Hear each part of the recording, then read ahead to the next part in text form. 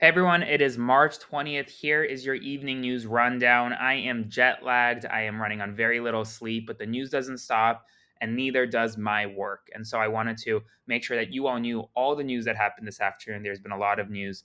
Before I continue, to all those who have become paid subscribers or sent one time donations via Venmo, thank you so much for supporting my work.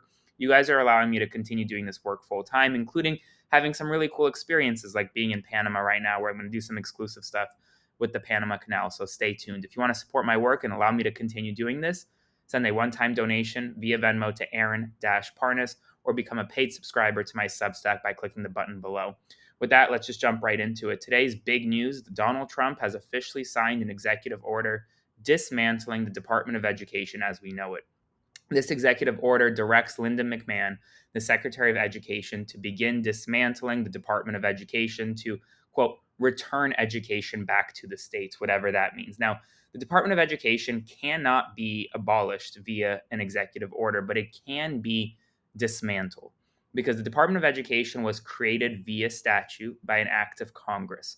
Everything that has been done within the department that is not specifically enumerated in an act of Congress can theoretically be cut. So this could be impacting programs like civil rights investigations, like FAFSA, and other critical programs that Americans rely on every single day. So we'll see how this is implemented, but this is the first major action the Trump administration has taken to dismantle the Department of Education. That executive order has been signed. Now, the other big news right now is immigration. The New York Times is reporting that under the Alien Enemies Act, the Trump administration attorneys do not believe they need a warrant to enter the home of an undocumented migrant to pursue the deportation of that undocumented migrant. Now, it's unclear whether or not they would take that extraordinary step. But right now, every American, documented or undocumented, or every person in America enjoys the right under the Fourth Amendment against unlawful searches and seizures, just like they enjoy due process rights. Well, the Trump administration, according to the New York Times, is now considering essentially doing away with the Fourth Amendment as it applies to undocumented migrants, pursuing warrantless searches, and more under the Alien Enemies Act. It's unclear whether they're going to pursue this extraordinary action, but if they do, it would really be a suspension of the United States Constitution. Meanwhile, today there was a deadline of noon to submit documents to Judge Boasberg concerning the Alien Enemies Act case by the Department of Justice. Publicly, we don't have any of those documents just yet. That doesn't mean that they didn't submit them. They could be submitted under seal or privately, but at least right now, publicly, we have not seen any information just yet. And speaking of that, and speaking of the importance of those documents, today we learned that ICE deported a Venezuelan soccer player, a soccer star who was here in the United States pursuing legal asylum claims, deported him to El Salvador simply because of two reasons. Number one, he had a tattoo that we now know is just the tattoo of the Real Madrid team.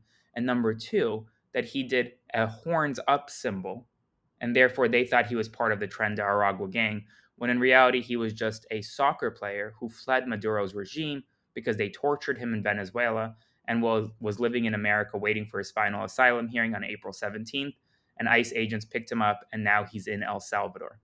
In addition, Minnesota State Senator Justin Eichhorn has resigned after being arrested for allegedly soliciting a minor. This was the senator who literally introduced legislation to make Trump derangement syndrome a mental disorder in Minnesota. He was arrested for allegedly soliciting a minor. That essentially occurred on the same day, according to allegations.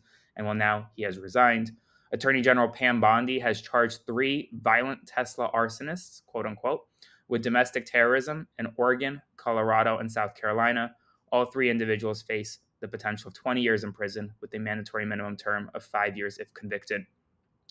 Republicans are now freaking out.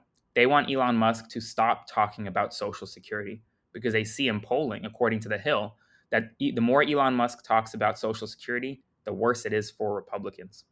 According to NBC, Klarna has landed a buy now, pay later deal with DoorDash, which will allow individuals to purchase items on DoorDash and pay over a period of time.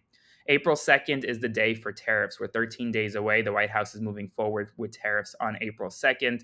Both Caroline Leavitt and Donald Trump have repeatedly confirmed.